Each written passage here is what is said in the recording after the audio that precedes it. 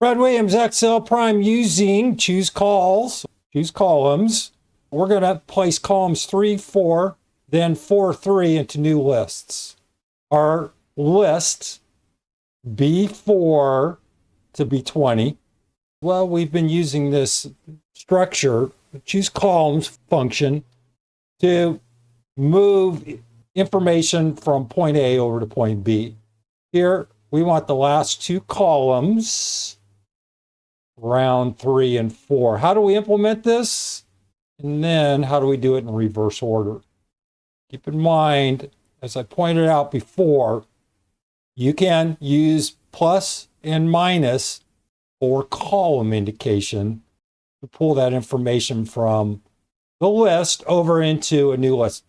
Number -2 here in 08 indicates starting from right to left.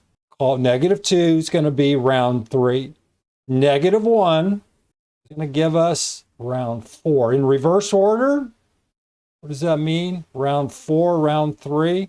In reverse order is we're just putting number 1, -1, as our first column, then -2, which is going to be round 3, into our second column. We're going to reverse the reverse.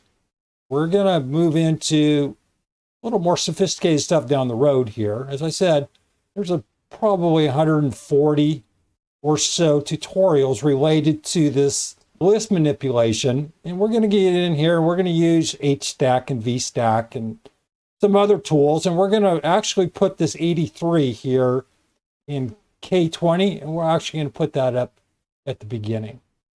Let's take one thing at a time.